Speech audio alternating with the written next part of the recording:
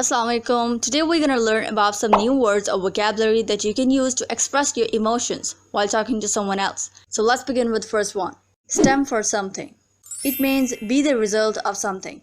मतलब अगर आप किसी ऐसे काम के बारे में बात कर रहे हो जिसका एंड रिजल्ट आपको पता है जो कि अच्छा या बुरा हो सकता है तो उस कंडीशन में आप ये वर्ड यूज कर सकते हो.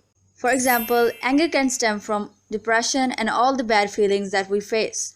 मतलब गुस्सा डिप्रेशन की वजह बन सकता है या फिर उन तमाम नेगेटिव फीलिंग्स की जो कि हम फेस करते हैं. Next word is guilt. It is an unhappy feeling caused by knowing और thinking that you have done something wrong.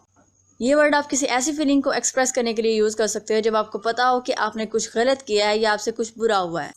For example, I have a guilt deep inside my self because I have done something bad with my friend. Next word is bitter. It means feeling angry or unhappy because you have been treated unfairly. Bitter word आप किसी ऐसी condition या ऐसी situation में use कर सकते हो जब आप एंग्री और अनहैप्पी फील कर रहे हो क्योंकि आपको अच्छे तरीके से ट्रीट नहीं किया गया. For example, I don't like your bitter behaviour और why are you behaving so bitterly with everyone. Next word is valued. It means very important और useful. For example, I am feeling valued after joining this company. मतलब इस company को join करने के बाद मैं बहुत अच्छा या इम्पोर्टेंट महसूस कर रहा हूँ. Next word is very. It means very tired specially after working hard. ये वर्ड आप थकावट को एक्सप्रेस करने के लिए यूज़ कर सकते हैं जब आप बहुत थके हुए या फिर उस कंडीशन में जब आपने बहुत काम किया है और आप इस हालत में नहीं हो कि आप मजीद कोई काम कर सको. For example, I am feeling plain very after doing a lot of exercise today. मतलब आज बहुत सारी एक्सरसाइज करने के बाद मैं बहुत थका हुआ फील कर रहा हूँ या फिर मुझ में हिम्मत नहीं है कि मजीद मैं कोई और काम कर सकूँ.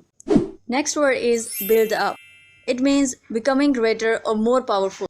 इसका मतलब होता है किसी चीज़ का बढ़ जाना या किसी चीज़ की ज्यादती हो जाना.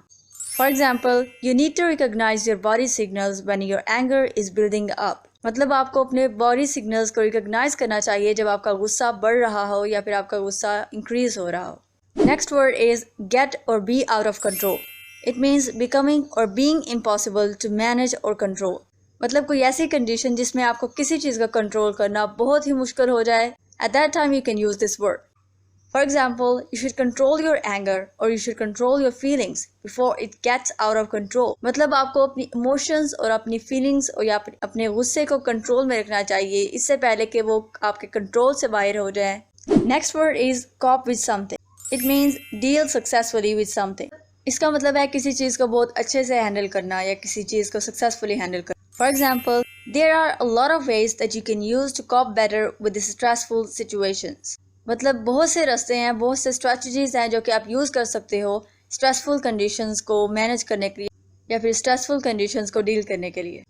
Next word is bottle something up. It means hide your feelings over a long period of time. मतलब अगर आप किसी फीलिंग को बहुत लंबे अरसे तक छुपा के रखते हो then definitely you can use this word. For example, don't bottle up your emotions. Talk to someone else and try to find out the solutions. मतलब कि अपनी इमोशंस को मत छुपाएं और किसी ना किसी से बात करें ताकि आप उस प्रॉब्लम का या उस मसले का हल निकाल सकें. Last word is underlying. It means hidden. मतलब कोई ऐसी चीज़ जो कि छुपी हुई हो और उसे देखना या उसे समझना आसानी से मुमकिन ना हो. For example, you should try to understand the underlying causes of this critical situation.